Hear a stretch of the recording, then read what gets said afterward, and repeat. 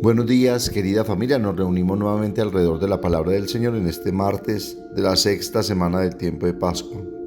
Nos reunimos en el nombre del Padre, y del Hijo, y del Espíritu Santo.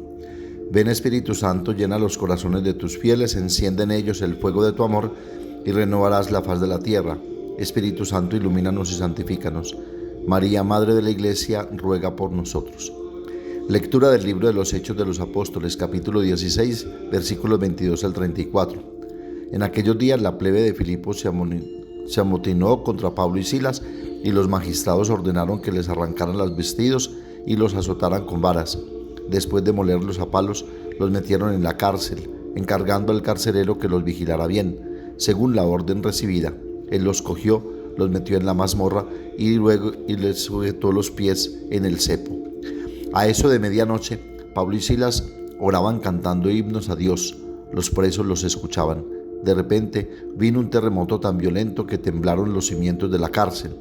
Al momento se abrieron todas las puertas y a todos se les soltaron las cadenas. El carcelero se despertó y, al ver las puertas de la cárcel de par en par, sacó la espada para suicidarse, imaginando que los presos se habían fugado. Pero Pablo los llamó a gritos diciendo: «No te hagas daño alguno, que estamos todos aquí». El carcelero pidió una lámpara, saltó dentro y se echó temblando a los pies de Pablo y Silas. Los sacó y les preguntó: «Señores, ¿qué tengo que hacer para salvarme?». Le contestaron: «Cree en el Señor Jesús y te salvarás tú y tu familia». Y le explicaron la palabra del Señor a él y a todos los de su casa. A aquellas horas de la noche, el carcelero los tomó consigo, les lavó las heridas y se bautizó enseguida con todos los suyos. Los subió a su casa, les preparó la mesa y celebraron una fiesta de familia por haber creído en Dios. Palabra de Dios. Salmos 138 o 137. Tu derecha me salva, Señor. Te doy gracias, Señor, de todo corazón, porque escuchaste las palabras de mi boca. Delante de los ángeles tañeré para ti, me postraré hacia tu santuario. Daré gracias a tu nombre por tu misericordia y tu lealtad, porque tu promesa supera tu fama. Cuando te invoqué me escuchaste, acreciste el valor en mi alma. Tu derecha me salva. El Señor completará sus favores conmigo. Señor, tu misericordia es eterna, no abandones la obra de tus manos. Lectura del Santo Evangelio según San Juan, capítulo 16, versículos 5 al 11. En aquel tiempo dijo Jesús a sus discípulos: «Ahora me voy al que me envió, y ninguno de ustedes me pregunta: ¿dónde vas?», sino que por haberles dicho esto, la tristeza les ha llenado el corazón. Sin embargo, les digo la verdad, les conviene que yo me vaya, porque si no me voy, no vendrá a ustedes el Paráclito. En cambio, si me voy, se lo enviaré. Y cuando venga, dejará convicto al mundo acerca de un pecado, de una justicia y de una condena. De un pecado porque no creen en mí, de una justicia porque me voy al Padre y no me verán, de una condena porque el príncipe de este mundo está condenado». Palabra del Señor. Hay muchas maneras de estar presentes. Si dos árboles se encuentran uno junto al otro, se presentan el uno al otro, pero en un sentido completamente externo e imperfecto. No saben nada el uno del otro, no se preocupan el uno por el otro, y a pesar de su proximidad, siguen siendo desconocidos el uno para el otro. Dice el sacerdote jesuita von Balthasar: «La presencia en el verdadero sentido de la palabra comienza solo cuando dos seres se conocen espiritualmente y se sitúan conscientemente el uno ante el otro. Esto les permite tener una especie de imagen del otro en su interior, de modo que el otro tiene, por así decirlo, una segunda existencia en aquel con quien se relaciona. Y si una presencia de este tipo se mantiene en la mayoría de las personas que se encuentran, puede convertirse en una poderosa realidad en quienes nos conocen y nos aman. La imagen del otro que cada uno lleva dentro está, por así decirlo, cargada de realidad. Incluso la soledad puede llenarse de la presencia del otro». Hasta aquí Balthasar. Jesús responde a la tristeza de los discípulos provocada por su anuncio de su próxima partida con la promesa del Espíritu. «Les conviene que yo me vaya, porque si no me voy, el Paráclito no vendrá a ustedes». Enviándoles su Espíritu, Jesús estará presente en ellos, pero su presencia no será puramente externa. Con el descenso del Espíritu, su ausencia se transformará en una forma de presencia más profunda y real. Esta nueva forma de presencia de Jesús en sus discípulos a través del Espíritu realizará su victoria definitiva sobre el mundo. Durante su vida terrena, Jesús había sido rechazado por los judíos y estaba a punto de ser condenado a muerte.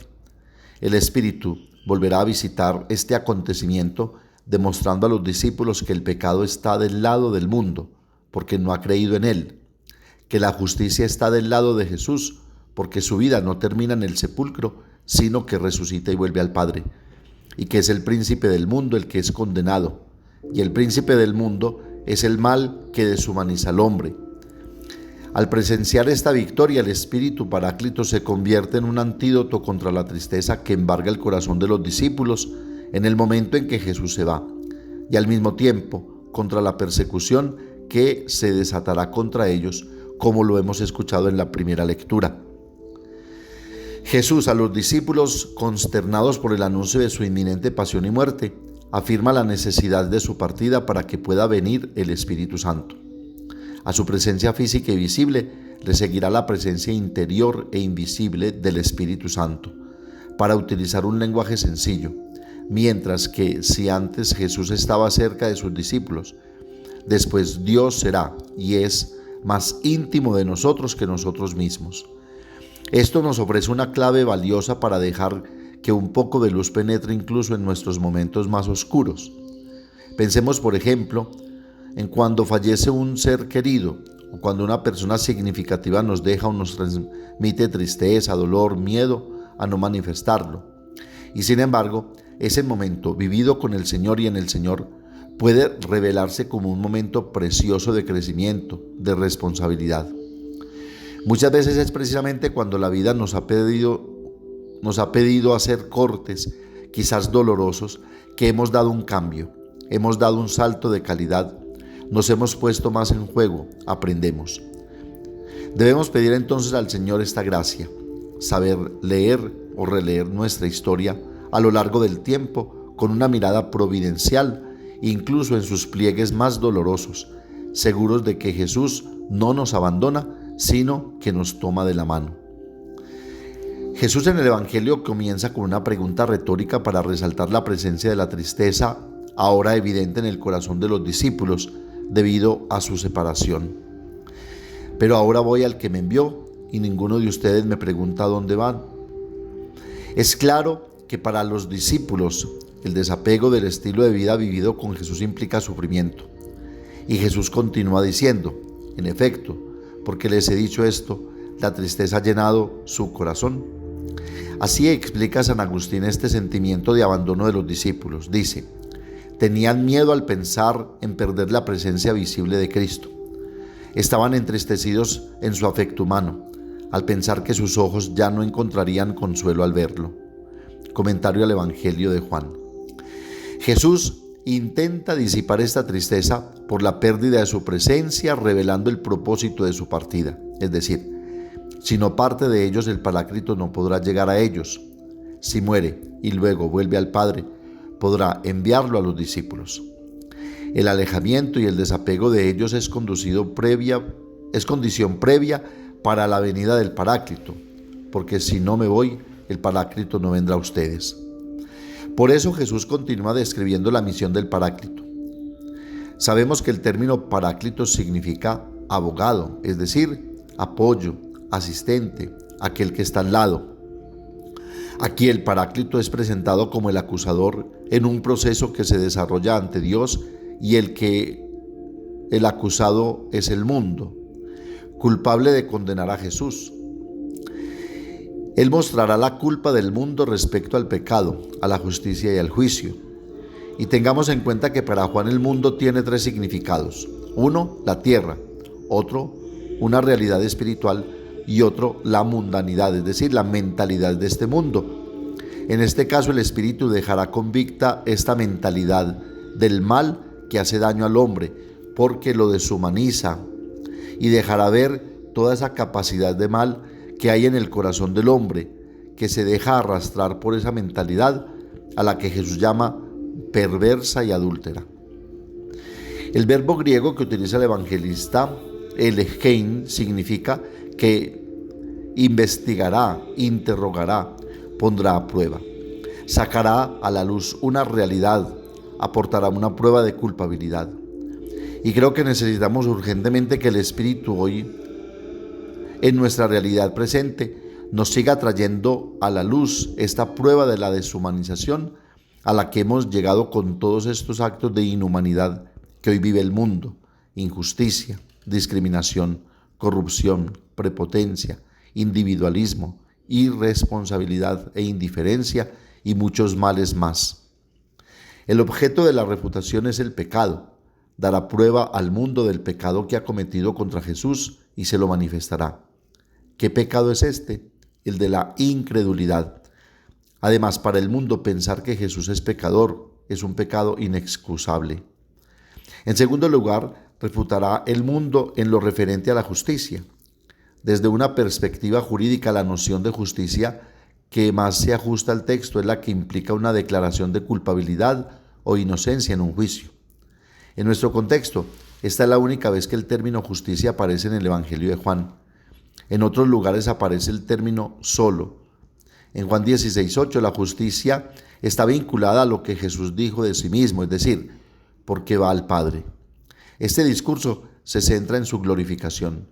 Jesús va al Padre, está a punto de desaparecer en él y por eso los discípulos ya no podrán verlo.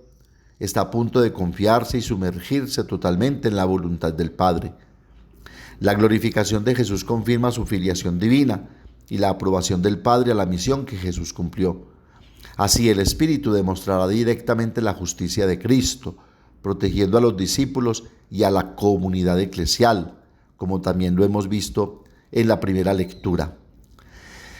El mundo que creyó haber juzgado a Jesús condenándolo es condenado por el príncipe de este mundo, porque es responsable de su crucifixión.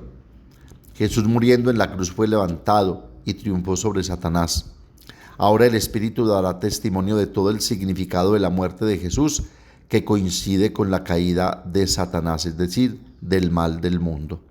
Preguntémonos, ¿el miedo y la consternación de los discípulos de perder a Jesús es también el nuestro? ¿Te dejas guiar por el Espíritu Paráclito que te da la certeza del error del mundo y te ayuda a adherirte a Jesús y por tanto te introduce en la verdad de ti mismo? Que la Santísima Virgen María nos ayude a dejarnos conducir siempre por la luz y la compañía del Espíritu Santo para que podamos vencer al mundo y no sentir nunca miedo o tristeza. Todo lo contrario, sintamos que Él permanece a nuestro lado y nos sigue acompañando para poder dar testimonio del amor y de la misericordia de Dios. Amén. Padre nuestro que estás en el cielo, santificado sea tu nombre. Venga a nosotros tu reino, hágase tu voluntad en la tierra como en el cielo. Danos hoy nuestro pan de cada día, perdona nuestras ofensas, como también nosotros perdonamos a los que nos ofenden. No nos dejes caer en la tentación y líbranos del mal. María, Madre de la Iglesia, ruega por nosotros. El Señor nos bendiga, nos guarde de todo mal y nos lleve a la vida eterna. El Señor esté con ustedes y la bendición de Dios Todopoderoso, Padre, Hijo y Espíritu Santo, descienda sobre ustedes y los acompañe siempre. Que tengan un feliz día y recuerden que los padres de la parroquia los queremos mucho.